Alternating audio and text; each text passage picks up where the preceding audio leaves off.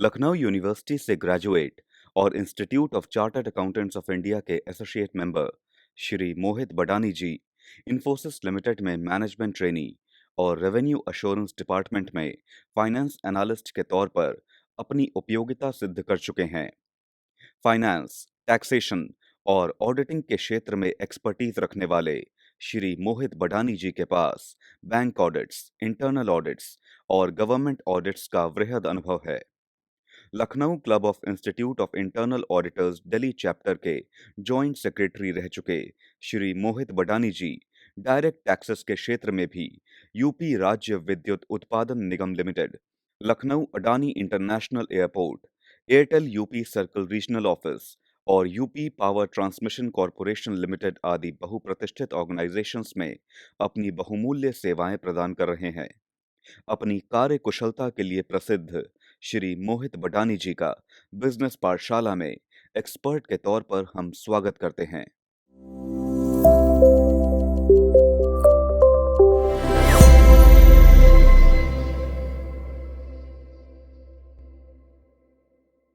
Hello everyone, नमस्कार। मैं CA मोहित बडानी आज आपके सामने एक नया टॉपिक लेके आया हूँ जो है money laundering and it's problem and prevention. आज हम डिस्कस करेंगे कि क्या है मनी लॉन्ड्रिंग, कैसे मनी लॉन्ड्रिंग एक्टिविटीज़ होती हैं और गवर्नमेंट ने कैसे पीएमएलए एक्ट के थ्रू इसको कर्ब करने की कोशिश की है।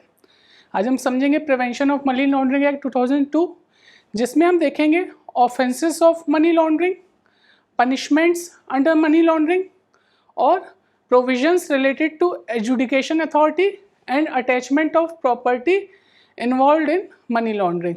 तो आइए शुरू करते हैं। सबसे पहले हम लोग समझते हैं मनी लॉन्ड्रिंग क्या होता है। मनी लॉन्ड्रिंग यानी conversion of black money to white money, यानी कि वो अर्निंग फंड्स जो इलीगल एक्टिविटी से आए हैं उसको लीगल में कन्वर्ट करना is money laundering. Money laundering में नॉर्मली आप जो छोटे छोटे स्मॉल डिपॉजिट कैश कलेक्ट होते हैं वो आप फेक बिजनेसेस क्रिएट करके एक लीगल सोर्स दिखा के अपना पैसा ब्लैक से वाइट में कन्वर्ट करते हैं। एक एग्जांपल के तौर पे समझें, जैसे एक गैंगस्टर होता है तो उसका जो फंड्स होता है वो इलीगल एक्टिविटीज़ से होता है, बट अब वो फंड्स अगर इलीगल एक्टिविटीज़ मेनली कैश में होगा तो वो फंड कहीं यूटिलाइज नहीं हो सकता। तो मनी लॉन्ड्रिंग में वो क्या करेगा, अपने फंड्स को जो है फाइनेंशियल इंस्टीट्यूशन बैंकिंग्स में डालने की कोशिश करेगा। तो थ्रू प्लेसमेंट छोटे छोटे डिपॉजिट्स के through funds financial institution banks में डालेगा बाय क्रिएटिंग शेल कंपनीज और फेक बिजनेसेस क्रिएट करके फाइनेंशियल सिस्टम में वो फंड्स जो इलीगल एक्टिविटीज़ से हैं वो फंड्स फ्लो होंगे। देन थोड़ा कॉम्प्लेक्स ट्रांजेक्शन करके फंड्स को चैनलाइज करके रूट करके by use of complex accounting transaction उसकी लेयरिंग करेंगे, यानी कि फंड्स को उसके जो एक्चुअल सोर्स है, जो इलीगलिटी है, उससे सेपरेट करेंगे और उसको लीगल सोर्स में कन्वर्ट करेंगे by use of various complex accounting transactions.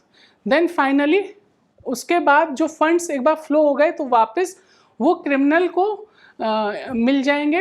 वो थर्ड प्रोसेस होता है आपका मनी लॉन्ड्रिंग का इंटीग्रेशन, यानी कि फंड्स वापस जिस सोर्स में आए थे वापस वहीं चले जाएंगे, दैट इज़ इंटीग्रेशन। यानी कि फंड्स जो थे लीगल सोर्स से स्टार्ट हुए थे अब वो लीगल बन चुके हैं और उससे फर्दर वो जो क्रिमिनल होगा वो इन्वेस्ट करेगा फर्दर इनटू रियल एस्टेट्स और स्टॉक मार्केट्स, शेयर्स, इन सब एसेट्स में इन्वेस्टमेंट होगा। तो कैसे मनी लॉन्ड्रिंग के थ्रू जो गैंगस्टर है वो अपने जो भी फंड्स उसकी इलीगल एक्टिविटीज़ से आए वो फंड्स को वो बैंक्स और फाइनेंशियल इंस्टीट्यूशन में फ़्लो करके कैसे उसको लीगल लेजिटमेट एसेट्स और फंड्स बनाता है विदाउट नोइंग कि अल्टीमेट मतलब गवर्नमेंट को भी नहीं पता चलेगा अल्टीमेटली बेनिफिशियरी उसका कौन है।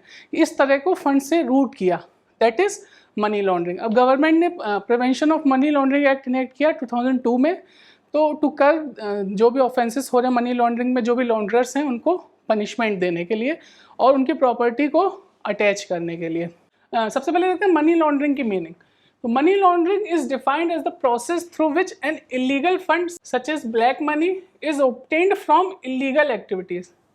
यानी वो फंड्स जो इलीगल एक्टिविटीज़ से आए उसको ऐसे पोर्ट्रे करना कि वो लीगल मनी है, यानी कि फेक बिजनेसेस क्रिएट करना, फेक इनवॉइसिंग करके क्रिएट करना कि उसको पोर्ट्रे करना कि ये वाइट मनी है, बहुत लीगल मनी है, इसका सोर्स जो है वो लीगल है। The money laundered is passed on through various channels और phases of conversion and transfer make it legal and eventually reach a legal acceptable institution like a bank.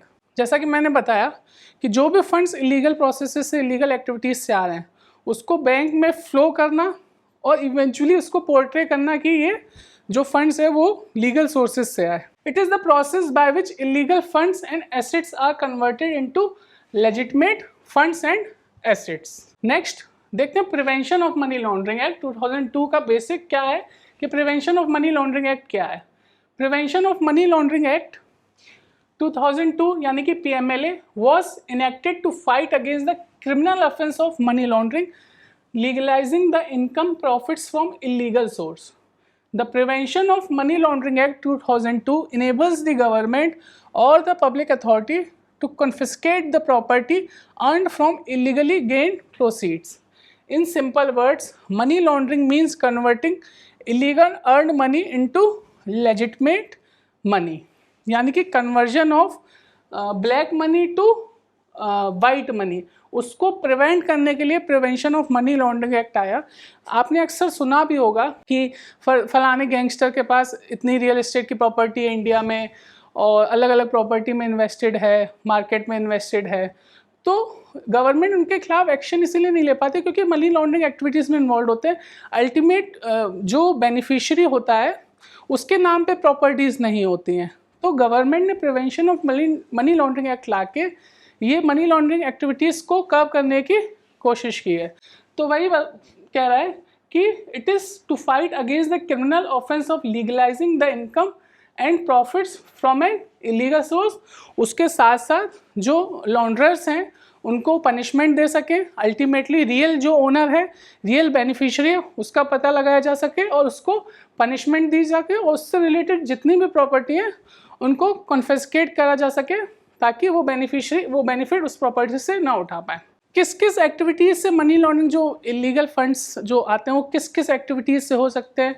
ये हो सकता है स्मगलिंग के थ्रू, या टेररिस्ट एक्ट हो सकता है, ड्रग ट्रैफिकिंग हो सकती है, ब्राइबरी, करप्शन जो होता है, देन गैम्बलिंग के थ्रू, रॉबरी, जो भी इलीगल चीज़ें, जो भी क्रिमिनल ऑफेंस है अंडर IPC, और एक्सटॉर्शन हो सकता है। तो जो भी क्रिमिनल ऑफेंस हैं उससे रिलेटेड जो भी फंड्स फ्लो होंगे, जो भी मनी अर्न होगी, तो उसको जो लॉन्डर होगा उसको कोशिश करेगा to convert into legal legitimate funds. PMLA act में डेफिनेशन दी है मनी लॉन्ड्रिंग की, एक बार देखते हैं क्या है। Section 3, it is observed that whosoever directly or indirectly attempts to indulge or knowingly assist or knowingly is a party or is actually involved in any process connected with the proceeds of crime, including its concealment, possession, acquisition or use and projecting or claiming it is untainted property shall be guilty of offense of money laundering। अगर इसको टुकड़ों में समझा जाए कि कोई भी person जो या तो डायरेक्टली या इनडायरेक्टली जो अटेम्प्ट करता है और इंडल्ज होता है, नोइंगली असिस्ट और किसी को हेल्प भी करता है, और knowingly as a party, actual वो पार्टी है और वो खुद ही इन्वॉल्व है in any process of activity connected with the proceeds of crime, यानी कि इलीगल करप्शन, क्रिमिनल ऑफेंस करके वो पैसा अर्न हो रहा है जिसमें उसका कंसीलमेंट, पोजेशन, एक्विजिशन और यूज भी इन्वॉल्व है इन प्रोजेक्टेड और claiming it is a unattended property, यानी कि जो प्रॉपर्टी इलीगल सोर्सेज से आई है उसको पोर्ट्रे करना एज अ लीगल प्रॉपर्टी। जो भी पार्टी इसमें इन्वॉल्व होगी उसको उनको ऑफेंस माना जाएगा, उसको ऑफेंस माना जाएगा मनी लॉन्ड्रिंग एक्टिविटीज़ का। सेक्शन 3 ये कहता है of PMLA act. So, whosoever directly or indirectly attempts to indulge or knowingly assist or knowingly is a party or actually involved in any process connected with the proceeds of crime, it concealment, possession, acquisition or use and projected or claiming it as a untainted property shall be guilty of money laundering। यानी कि हम portray करें black money को white money में करने के लिए, तो वो ऑफेंस जो होगा मनी लॉन्ड्रिंग ऑफेंस होगा, तो उसको पीएमएलए एक्ट के थ्रू कवर होगा और उसको पनिशमेंट दी जाएगी पीएमएलए एक्ट 2002 के थ्रू। जैसा कि हमने डिस्कस किया कि मनी लॉन्ड्रिंग कैसे वर्क करती है, क्या प्रोसेसेस होती हैं, क्या स्टेप्स होते हैं मनी लॉन्ड्रिंग में। It starts with placement, then layering, then integration. Placement का मतलब है कि मनी को किसी तरह जो डर्टी कैश है या प्रोसीड्स ऑफ क्राइम है,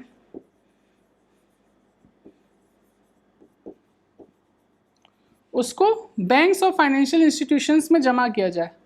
ये स्मॉलर डिपॉजिट्स के थ्रू हो सकता है, छोटे छोटे डिपॉजिट बहुत इजी नहीं होते इनको आइडेंटिफाई करना, इसलिए छोटे छोटे डिपॉजिट्स के थ्रू बैंक में जमा करना। और बाय क्रिएटिंग शेल कंपनीज बनाना, जो फेक बोगस कंपनीज होती हैं, जो पेपर्स पे होती है बट एक्चुअल में उनका कोई काम नहीं होता है, तो by creating through shell companies. और बाय स्मगलिंग फंड्स। तो प्लेसमेंट में ऑब्जेक्टिव होता है कि जो क्राइम से प्रोसीड्स हैं, जो अर्निंग है, उसको किसी तरह किसी फाइनेंशियल इंस्टीट्यूशन में फ्लो कराया जाए और छोटे छोटे डिपॉजिट्स के थ्रू उसको जमा कराया जाए, that is placement. Then coming to layering.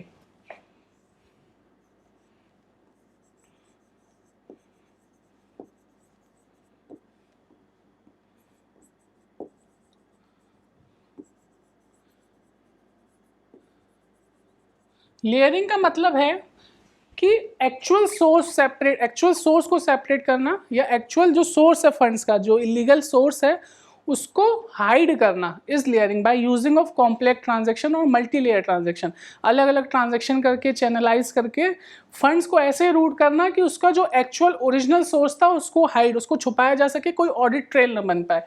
Then next है लेयरिंग यानी फंड्स को जिस सोर्स से आया उससे हाइड करना, मानी जो उसका ओरिजिनल सोर्स है उससे सेपरेट करना, by channelizing fund, by creating multi layer transaction, by use of complex accounting transaction. जो फंड्स हैं उसको उसके सोर्स से सेपरेट करना, यानी जो इलीगल सोर्स था उसको उससे सेपरेट करना, इस तरीके से मल्टी लेयर ट्रांजेक्शन के थ्रू सेपरेट करना कि उसका ओरिजिनल सोर्स ही ना पता चल पाए, that is layering. Then integration, एक बार फंड्स ट्रांसफर हो गए बैंक में, देन वापस bring back funds to criminal को फंड्स उसका वापस दे देना without knowing, without identifying the actual beneficiary.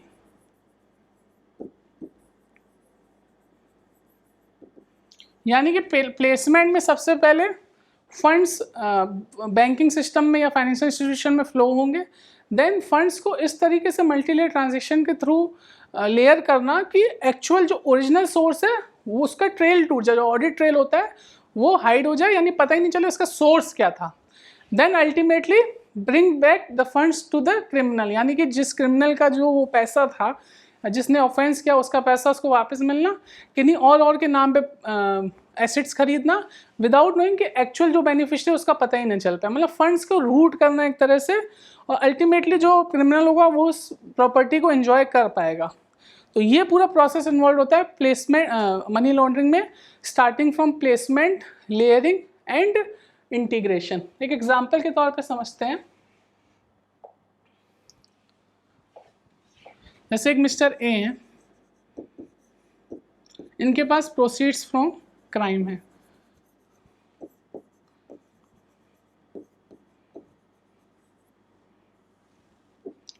तो सबसे पहले प्लेसमेंट के थ्रू लेट्स से ये एक फेक बिजनेस क्रिएट करते हैं। जनरली ये बिजनेसेस होते हैं जो कैश एक्सटेंसिव बिजनेस होते हैं, जिनमें कैश का बहुत यूज़ होता है। फेक बिजनेसेस क्रिएट करते हैं, जैसे कि आप मानिए कि हेयर सलून ओपन करवा लिया, मतलब एक्चुअल में सलून है, फिजिकली है, बट अल्टीमेटली इसका पर्पस है कि जो ब्लैक मनी है जो कैश में इलीगल एक्टिविटीज से जो अर्न हुआ है वो तो कैश के फॉर्म में होगा, उस कैश को दिखाएंगे कि ये जो अर्निंग है वो फेक बिजनेसेस के थ्रू हुई है।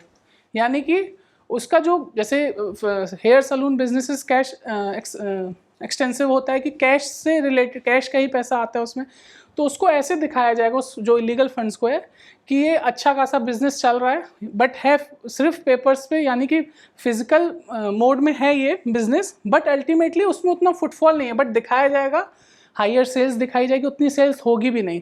तो ये जो पैसा प्रोसीड्स ऑफ क्राइम है उसको हम दिखा सकते हैं कैश में कि ये हमारा इस बिजनेसेस से आया है, अल्टीमेटली ऐसा है नहीं। देन फंड्स को लेयर करेंगे, लेयरिंग यानी कि फंड्स को ट्रांसफर करना। लेट्स से यहाँ पे एक कंपनी बनाते हैं ABC प्राइवेट लिमिटेड जो कि सिर्फ पेपर्स पे है, तो ये कंपनी फंड्स ट्रांसफर करेगी किसी दूसरी कंट्री में, किसी दूसरी कंट्री में फंड्स ट्रांसफर होंगे और ऐसी कंट्रीज के साथ जो टैक्स हेवन है, फर्दर जो इंडिया के साथ इंफॉर्मेशन शेयर नहीं करती हैं। यानी कि बहुत कंट्रीज़ ऐसी हैं जो इंफॉर्मेशन शेयर करती हैं और बहुत कंट्रीज़ ऐसी हैं जो कोई भी फाइनेंशियल इंफॉर्मेशन इंडिया के साथ शेयर नहीं करते हैं। तो ऐसी किसी कंट्री में which does not share its information with India, ऐसी कंट्री में फंड्स ट्रांसफ़र हो जाएगा in the form of loan और कोई बिजनेस ट्रांजेक्शन।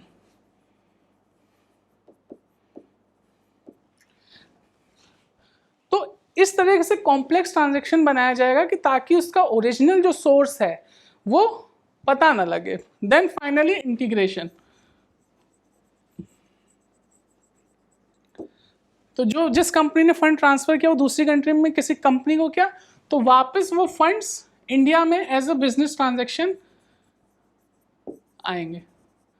तो अब ये उन कंट्रीज के साथ हुआ था जो बिजनेस, जो इंडिया में इंडिया के साथ इंफॉर्मेशन नहीं शेयर कर सकते, और ऐसी कंट्री जो टैक्स हेवन कहलाए जाते हैं जहाँ पे टैक्स भी ज़ीरो होता है एक तरह से, तो उन कंट्रीज से वापस इंडिया में पैसा आएगा थ्रू बिजनेस ट्रांजैक्शन। और ये कंट्रीज इंडिया के साथ इंफॉर्मेशन शेयर नहीं करेंगी तो पता भी नहीं लगेगा कि इसका ओरिजिनल सोर्स क्या है। यही है जो प्रोसीड्स ऑफ क्राइम थे मिस्टर ए के, वही फंड्स इंडिया में वापस आ गए। तो ये पूरी एक्टिविटी जो है वो मनी लॉन्ड्रिंग है, यानी कि फंड्स जो थे इलीगल एक्टिविटीज़ से, एक तो उस पर कोई इंडिया में टैक्स नहीं दिया गया, दूसरा फंड्स वापस आ गए, इलीगल फंड्स थे वापस भी आ गए, और वो फर्दर जो फंड्स वापस इंडिया में आएंगे फर्दर वो इन्वेस्ट होंगे रियल एस्टेट में, फिल्म्स में, स्टॉक मार्केट में, तो अलग अलग सोर्सेस में, ज्वेलरी में, गोल्ड, अलग अलग सोर्सेस में इन्वेस्ट होंगे। तो ये प्रोसेस होती है, ये एक्टिविटीज़ कैरी ऑन होते हैं मनी लॉन्ड्रिंग में through placement, layering and integration. So there are 3 stages in the process of money laundering. First, this stage represents the initial entry of the dirty cash and proceeds of crime into the financial system.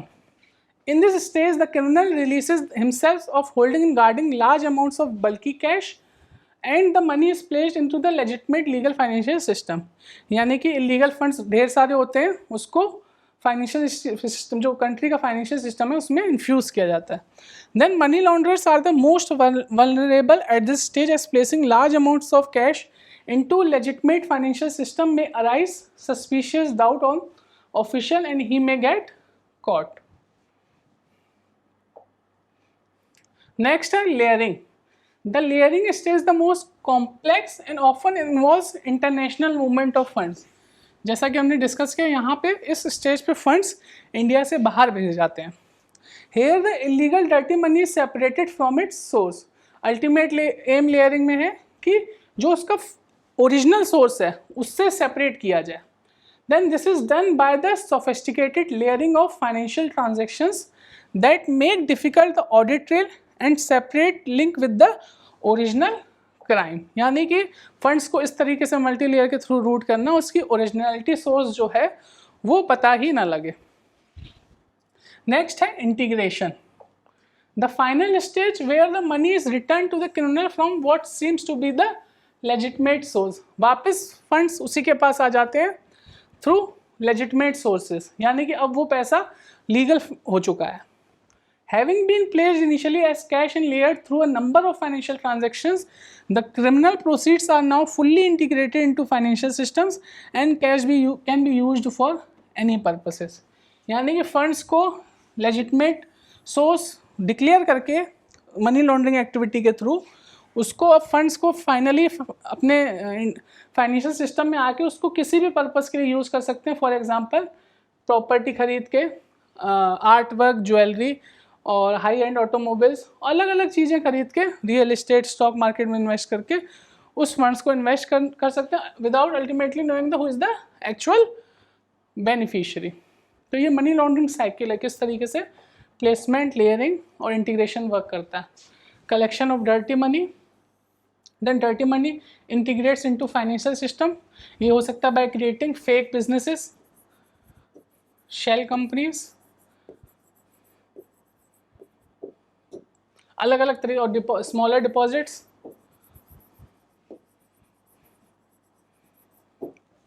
Then layering, transaction on account offshore bank, यानी कि किसी दूसरी country के bank में जहाँ जो tax haven है, जो इंडिया के साथ इंफॉर्मेशन नहीं शेयर करते हैं, उनमें इन्वेस्ट करके फाइनली पैसा वापस फाइनेंशियल सिस्टम में आ जाता है. देन अल्टीमेटली इंटीग्रेशन, तो वो जो पैसा है जिसका सोर्स चेंज हो चुका है, सोर्स उसका सेपरेट हो चुका है, उसको परचेज करते हैं luxury asset, financial investment, commercial industrial investment.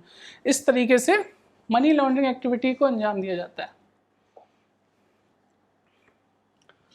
तो क्या होते हैं common forms of money laundering, किस किस तरीके से मनी लॉन्ड्रिंग हो सकता है. एक होता है हवाला ट्रांजैक्शंस के थ्रू.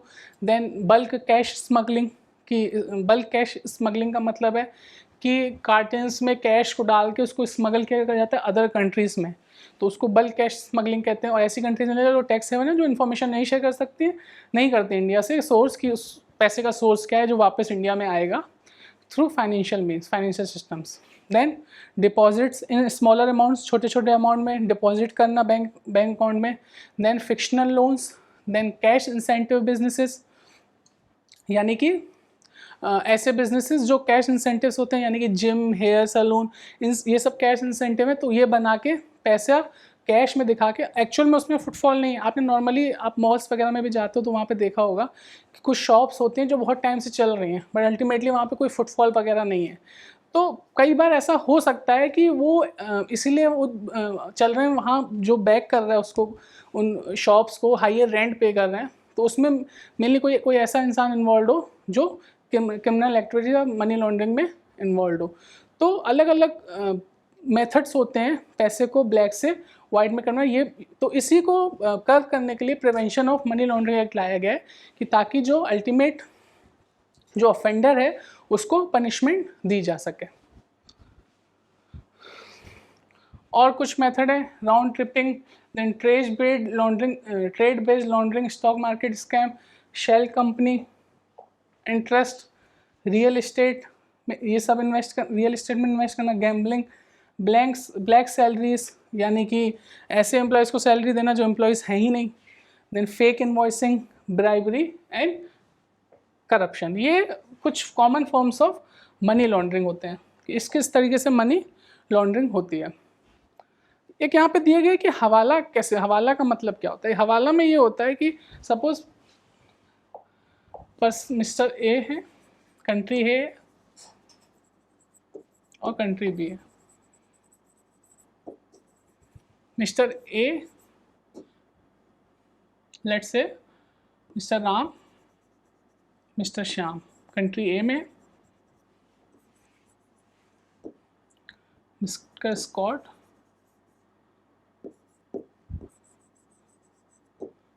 मिस्टर अनिकेत. ये चार लोग हैं कंट्री ए कंट्री बी के. तो मिस्टर राम, मिस्टर श्याम जो हैं, जैसे मिस्टर श्याम जो हैं, इनको मिस्टर अनिकेत को पैसा ट्रांसफ़र करना है कंट्री बी में.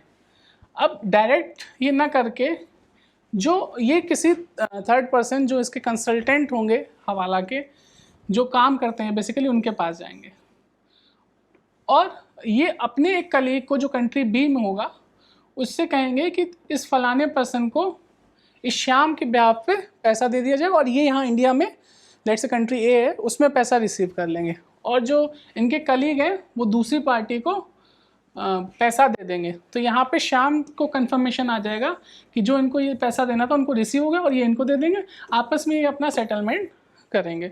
तो ऐसे ही हवाला सिस्टम वर्क करता है। Hawala system work with a network of operators called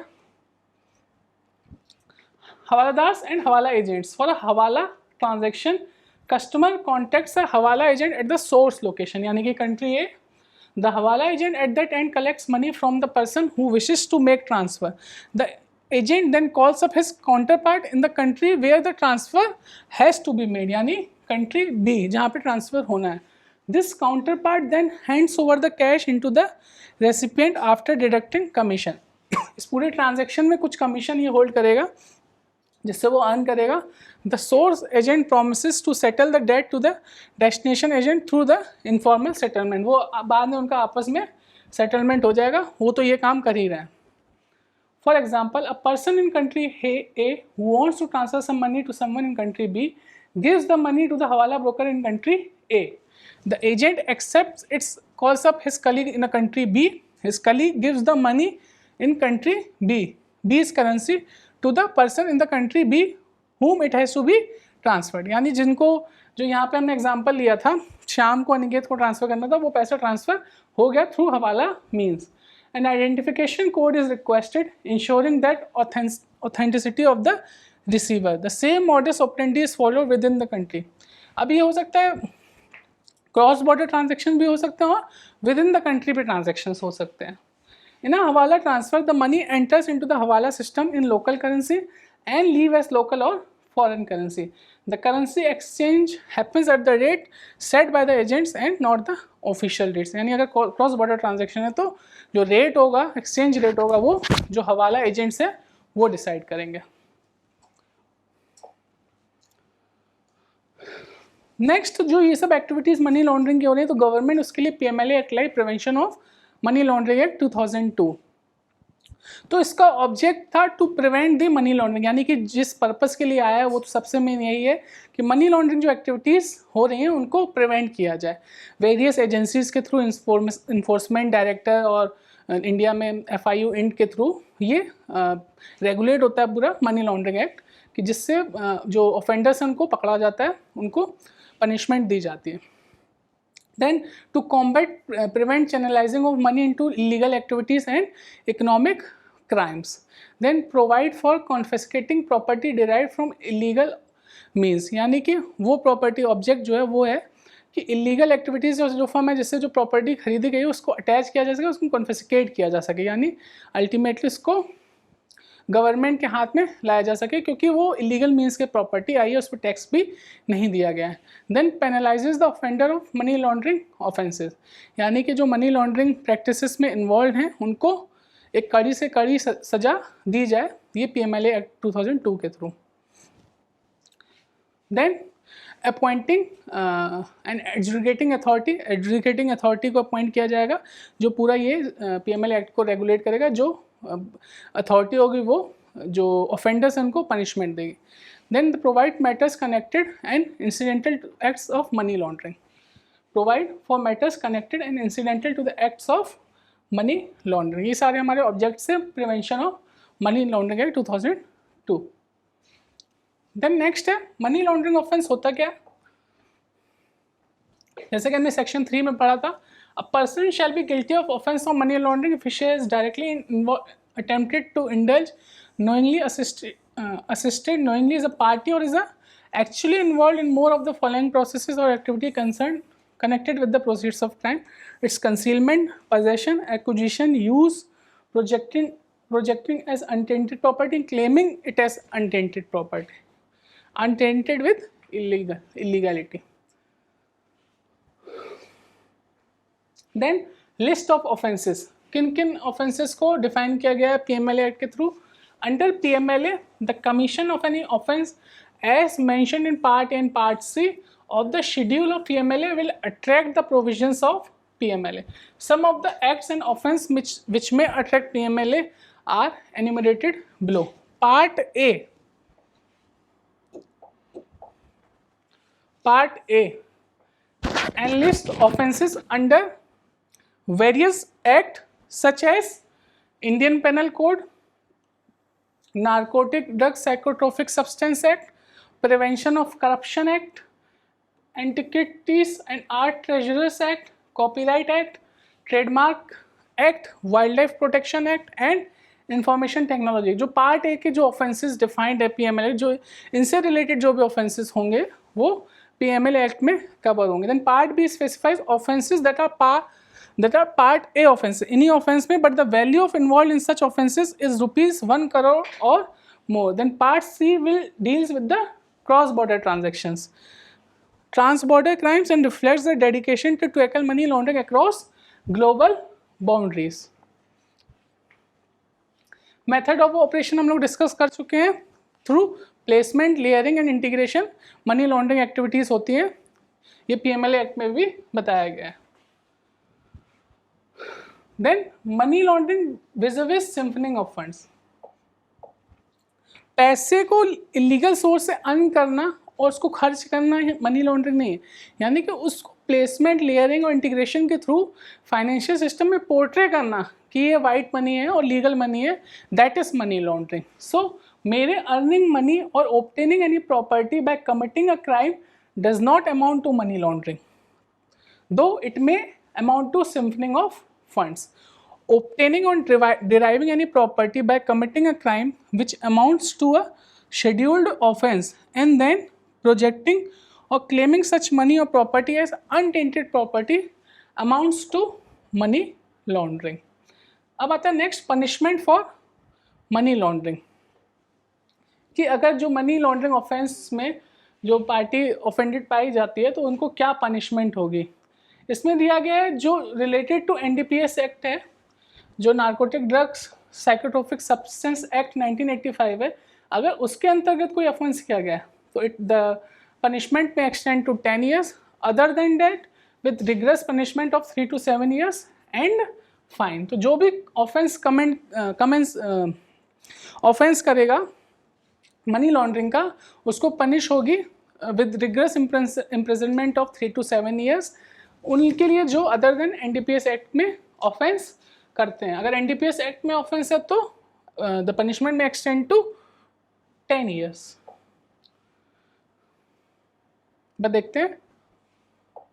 Whosoever commits the offense of money laundering shall be punishable with a rigorous imprisonment for term which shall not be less than 3 but which may extend to 7 years. 3 साल से कम की नहीं होगी, 7 साल तक maximum हो सकती है. Provided that where the proceeds of crime involved in money laundering related to any offense of this section is specified under paragraph 2 of the part A, यानी कि NDPS Act 1985. The provisions of this section shall have effect as if for the word which may extend to 7 years, the word which may extend to 10 years has been substituted. यानी कि अगर NDPS act में कोई offence हुआ तो वो punishment आपको max 10 साल के लिए भी हो सकती है विद फाइन. नेक्स्ट है attachment of property involve in money laundering. यानी कि मनी लॉन्ड्रिंग में जो एक्टिविटीज़ में जो इन्वॉल्व है उससे जो रिलेटेड प्रॉपर्टी है, जो रियल इस्टेट में इन्वेस्ट हुए, स्टॉक मार्केट में इन्वेस्ट हुआ, अलग अलग financial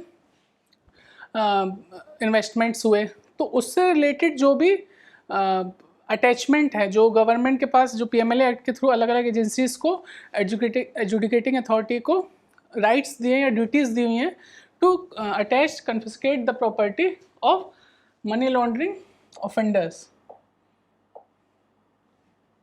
So attachment of property involved in money, where the director or any other officer not below the rank of deputy director authorized by him for the purpose of this section has the reason to believe, the reason for such belief is to be recorded in writing on the basis of material evidence in his possession that any person in possession of any proceeds of crime, यानी किसी के पास funds हैं जो illegal activities से हैं, such person has been charge of having committed as a scheduled offence, जो हम लोग ने ऑफेंस डिस्कस किए उससे रिलेटेड कोई ऑफेंस है, and such proceeds of crime are likely to be concealed, transferred or dealt with any manner which may result in frustrating any proceeding relating to confiscation of such proceeds of crime under this chapter, he may by order in writing provisionally attach such property for period not exceeding 180 days. यानी कि जो officer है not below the rank of deputy director, उसको reason to believe है कि property मतलब किसी के पास फंड्स हैं जो इलीगल एक्टिविटीज़ से वो फर्दर इन्वेस्ट किए गए हैं किसी प्रॉपर्टी में, तो उनके पास राइट है कि प्रोविजनली किसी प्रॉपर्टी को 180 दिन तक के लिए, वो जिस दिन वो नोटिस सर्व हुआ 180 दिन के लिए प्रॉपर्टी को अटैच कर सकते हैं from the date of the order in the manner provided in the second schedule to the income tax act 1961, and the director or the other office so authorized by him as the case may be shall be deemed to be an officer under the sub rule of rule 1 of that schedule. Then provided that no such order of attachment shall be made unless in relation to offence under part A and part B of the schedule a report has been forwarded to magistrate under the section 173 of the code. ये उनको एक procedure follow करना पड़ेगा कि जो report है वो forward होगी मजिस्ट्रेट को. Then paragraph 2 of part of the schedule, a police report और complaint has been filed for taking cognizance of an offence by the special court constitute under sub section 1 of section 36 of the narcotic drugs and psychotropic substance act 1985. यानी कि इस act के through अगर paragraph 2 of part A of the schedule के through अगर NDPC act के through 1985 में कोई ऑफेंस हुआ है तो एक पुलिस कंप्लेंट फाइल करना और स्पेशल कोर्ट से परमिशन लेना जरूरी है. Then forward the copy of attachment to the adjudicating authority, यानी जो डायरेक्टर होगा ऑफिसर होगा जो रिपोर्ट है वो फॉरवर्ड करेगा जो एडजुडिकेटिंग अथॉरिटी है अंडर द एक्ट उनको. Then period of validity of attachment. Every order of the attachment made under subsection 1 shall cease to have effect after the expiry of period specified in that subsection or the date of an order made under subsection 2 of the section 8, whichever is earlier. Next है no effect on the right to enjoy the property. Nothing in this section shall prevent the person interested in the enjoyment of the immovable property attached under subsection 1 from such enjoyment. For the purpose of this section, person interested in relation to any immovable property includes a person claiming or entitled to claim any interest in the property. यानी उस property को वो use कर सकते हैं जब तक वो प्रोविजनली अटैच है तो भी इंजॉय कर सकते हैं उस प्रॉपर्टी को. Complain against the attachment before the director or any other officer who provisionally attaches any property under subsection 1 shall within a period of 30 days from such attachment file a complaint stating the facts of such attachment before the adjudicating authority. यानी कि जो जिनको लगता है provisionally जो property attach हुई थी उनको एडजुडिकेटिंग अथॉरिटी में अपनी कंप्लेंट रजिस्टर करानी पड़ेगी regarding that attachment. Then actions that can be initiated against the person involved in money laundering, कि क्या उनके खिलाफ एक्शन लिए जा सकते हैं. जैसा कि हम लोगों ने डिस्कस किया कि ऐसा कोई भी पर्सन जो मनी लॉन्ड्रिंग एक्टिविटीज़ में इन्वॉल्व है उनको पनिशमेंट होगी रेगुलर पनिशमेंट 3 to 7 years, और अगर एनडीपीएस एक्ट के थ्रू अगर वो कोई ऑफेंस है तो वो पनिशमेंट 10 साल के लिए हो सकती है, fine that is without any limit. Next है एडजुडिकेटिंग अथॉरिटी कौन होगी.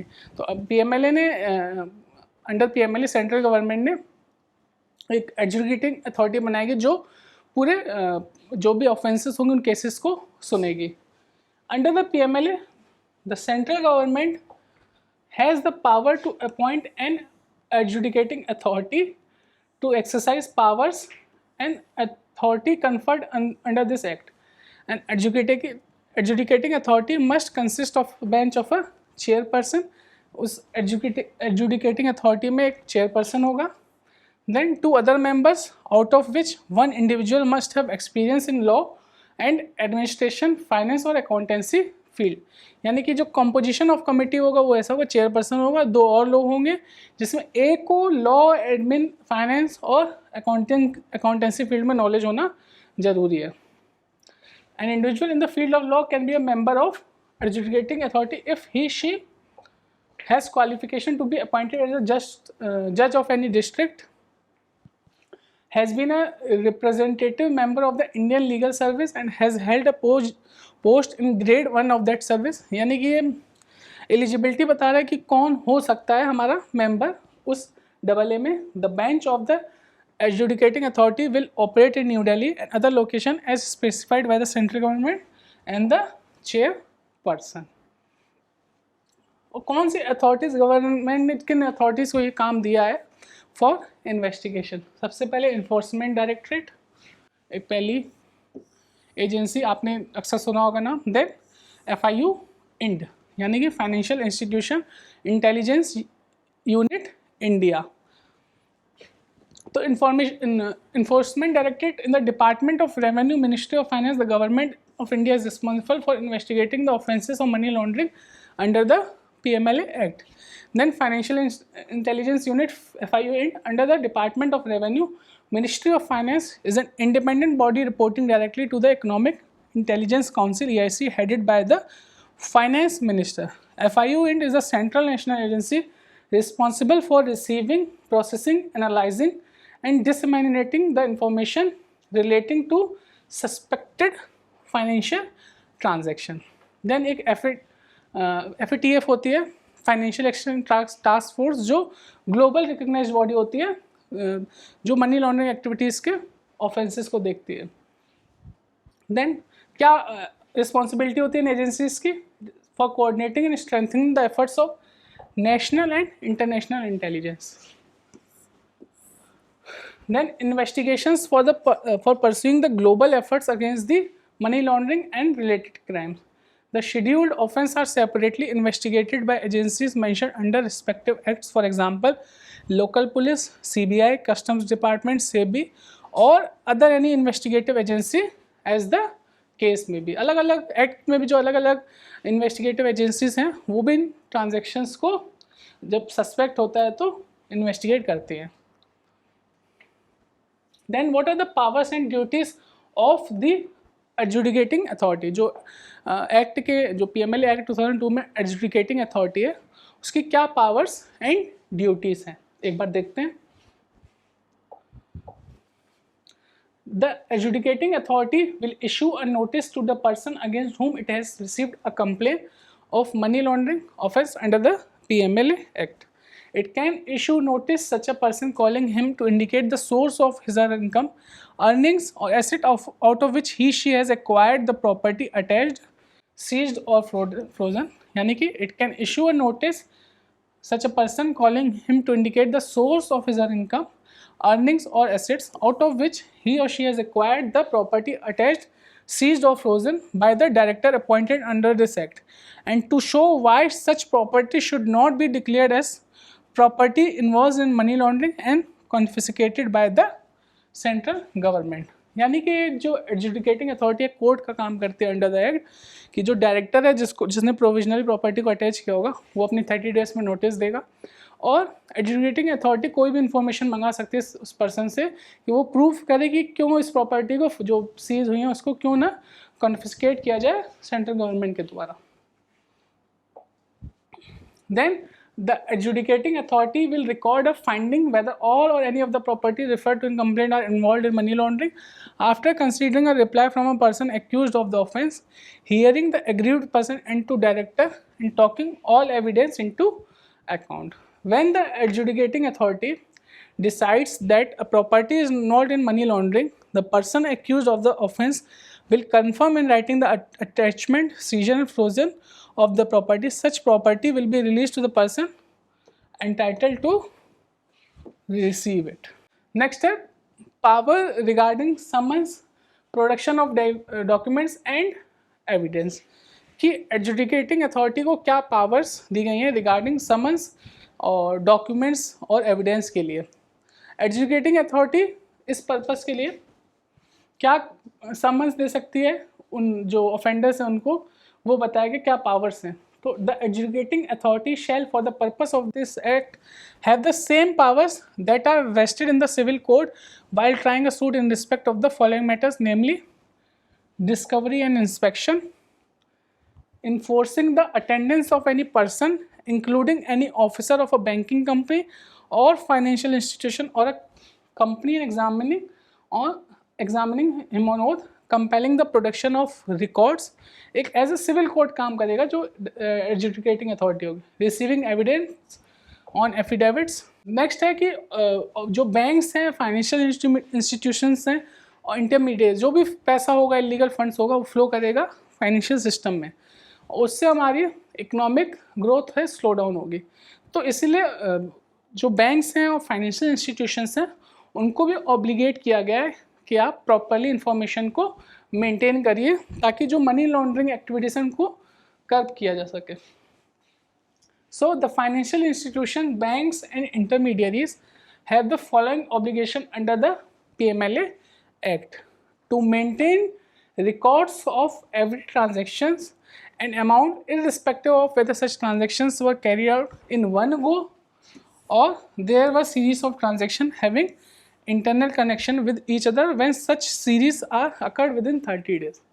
यानी कि कोई ट्रांजैक्शन हो रहा है जो सस्पिशियस है, एक गो में हो रहा है या फर्दर छोटे छोटे ट्रांजैक्शंस में हो रहा है, तो उन ट्रांजैक्शन विद इन 30 डेज हो रहा है, तो उसको जो सस्पिशियस ट्रांजैक्शन उसको इन्वेस्टिगेट किया जाए, उस पर फर्दर कंट्रोल किया जाए, and to keep a record of all the documents relating to identity of the clients and beneficial owners, account files and business transactions related to the client.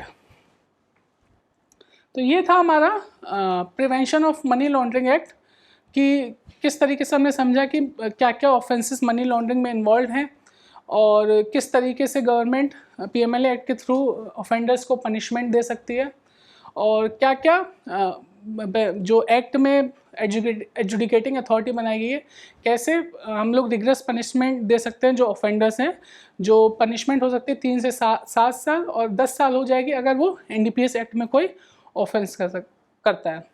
Hope जो मैंने आपको PMLA act 2002 और money laundering के बारे में जो भी information दी वो आपको समझ में आई। अगर आपकी कोई भी क्वेरी है तो आप मुझसे जूम मीटिंग के थ्रू डायरेक्टली कनेक्ट करके अपनी क्वेरीज को रिजॉल्व कर सकते हैं। Thank you so much.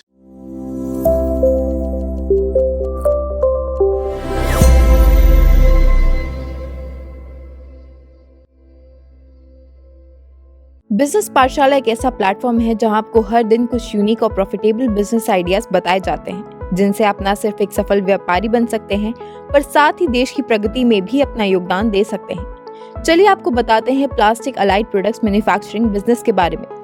आज के सेगमेंट का पहला बिजनेस आइडिया स्केटबोर्ड मैन्युफैक्चरिंग है। वर्तमान समय में कम उम्र में ही फिटनेस और एथलेटिक्स की ओर लोगों का रुझान बढ़ रहा है।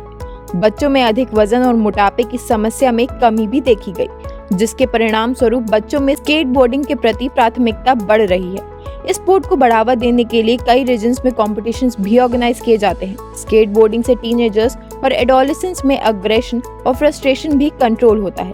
X game, street league and summer Olympics 2020 जैसे इवेंट से अपकमिंग स्केटर्स और स्केटबोर्डर्स मैन्युफैक्चरर्स को प्रोत्साहन मिलता है। कोई भी व्यवसायी स्केटबोर्ड मैन्युफैक्चरिंग बिजनेस शुरू करके 15 से 20% प्रॉफिट अर्न कर सकता है। इस बिजनेस को स्मॉल स्केल पे शुरू करने के लिए आपको 48 से 53 लाख रुपए इन्वेस्टमेंट, 3000 से 3500 स्क्वायर फीट एरिया, 16 से 20 मैन पावर और 40 से 50 किलोवाट पावर कनेक्शन की आवश्यकता होगी। आज का अगला business idea PVC balls and plastic bat manufacturing है। क्रिकेट बॉल्स का इस्तेमाल हर एज ग्रुप के लोगों द्वारा किया जाता है। वे अपने दोस्तों या परिवार के सदस्यों के साथ खाली समय में क्रिकेट खेलते हैं। क्रिकेट बॉल्स का यूज काफी आसानी से बिना किसी एक्स्ट्रा एफर्ट के किया जा सकता है। ये बॉल्स को ठीक से पकड़ना सीखने में मदद करती है। बैट और बॉल्स मार्केट के विकास कारक है। समय के साथ खेल प्रेमियों की संख्या बढ़ रही है, जिसकी वजह से डिमांड भी इंक्रीज हो रही है। लो प्राइसेस और टेक्नोलॉजी एडवांसमेंट के चलते बैट और बॉल्स काफी अफोर्डेबल हो गए हैं, इसलिए इनकी डिमांड भी बढ़ रही है। PVC balls and plastic bat manufacturing के साथ आप 25 से 30% प्रॉफिट अर्न कर सकते हैं। PVC balls and plastic bat manufacturing business को स्मॉल स्केल में शुरू करने के लिए आपको 29 से 34 लाख रुपए इन्वेस्टमेंट, 2500 से 3500 स्क्वायर फीट एरिया, 10 से 12 मैन पावर और 30 से 40 किलोवाट पावर कनेक्शन की जरूरत होगी। आज का अगला business idea seed cover and cistern manufacturing है। सिस्टर्न का इस्तेमाल वाटर के स्टोरेज और फ्लशिंग के लिए किया जाता है। वहीं सीड कवर्स का यूज सीड को प्रोटेक्ट करने के लिए किया जाता है। वर्तमान समय में वेस्टर्न स्टाइल टॉयलेट्स काफी प्रेफर की जाती है। इनका यूज अर्बन और रूरल दोनों ही एरियाज में हो रहा है, इसलिए इनकी डिमांड भी काफी बढ़ रही है। ये प्रोडक्ट्स कॉस्ट इफेक्टिव होते हैं और इनकी डिमांड साल भर रहती है। इन प्रोडक्ट्स की मैन्युफैक्चरिंग के लिए पॉलीप्रोपाइलीन और कोपोलाइमर्स का इस्तेमाल किया जाता है। सीड कवर्स एंड सिस्टर्न्स की बढ़ती हुई डिमांड को देखते हुए ये कहा जा सकता है कि किसी भी व्यवसाय के लिए बिजनेस शुरू करना बेहद फायदेमंद साबित हो सकता है। इस बिजनेस को शुरू करके आप लगभग 15 से 19% प्रॉफिट अर्न कर सकते हैं। Seed covers and cisterns manufacturing business को स्मॉल स्केल में शुरू करने के लिए आपको 25 से 30 लाख रुपए इन्वेस्टमेंट, 4000 से 5000 स्क्वायर फीट एरिया, 10 से 12 मैन पावर और लगभग 40 से 50 किलोवाट पावर कनेक्शन की आवश्यकता होगी। आज के सेगमेंट का last business idea floor wipers manufacturing है। दिन प्रतिदिन लोगों के अंदर साफ सफाई को लेकर जागरूकता बढ़ती जा रही है। स्वच्छ भारत मिशन के बाद से सफाई अभियान ने एक गति प्राप्त की है, इसलिए सफाई करने वाले उपकरणों की डिमांड भी बढ़ रही है। इसी श्रृंखला में पहले जहां कपड़ों से फर्श की सफाई की जाती थी, वहीं आज फ्लोर वाइपर से की जाती है। ईवा रबर शीट्स और PVC sleeves covered iron pipes में फिट करके फ्लोर वाइपर्स बनाए जाते हैं। इन वाइपर्स का इस्तेमाल करना बेहद आसान होता है। इन्हें अर्बन और रूरल दोनों ही एरियाज में इस्तेमाल किया जाता है। फ्लोर वाइपर्स की डिमांड को ध्यान में रखते हुए ये कहा जा सकता है कि इसकी मैन्युफैक्चरिंग शुरू करना किसी भी बिजनेसमैन के लिए बेहद प्रॉफिटेबल हो सकता है। फ्लोर वाइपर मैन्युफैक्चरिंग बिजनेस में आप लगभग 10 से 12% लाभ कमा सकते हैं। इस बिजनेस को स्मॉल स्केल में शुरू करने के लिए आपको 15 से 20 लाख रुपए इन्वेस्टमेंट, 1500 से 1800 स्क्वायर फीट एरिया, 6 से 8 मैन पावर और 15 से 20 किलोवाट पावर कनेक्शन की आवश्यकता होगी। वहीं अगर आप इस बिजनेस को लार्ज स्केल में शुरू करते हैं तो 3500 से 4000 स्क्वायर फीट एरिया, 55 से 60 लाख रुपए इन्वेस्टमेंट, 12 से 15 मैन पावर और 45 से 50 किलोवाट इलेक्ट्रिसिटी लोड की जरूरत होगी। तो ये थे आज के बिजनेस आइडियाज। आशा है कि ये सेगमेंट आपके लिए फायदेमंद साबित हुआ होगा। अभी आप जूम सेशन से जुड़कर डायरेक्ट एक्सपर्ट से इंटरैक्ट कर सकते हैं। जूम सेशन का लिंक आपको यूट्यूब चैट बॉक्स में मिल जाएगा। धन्यवाद।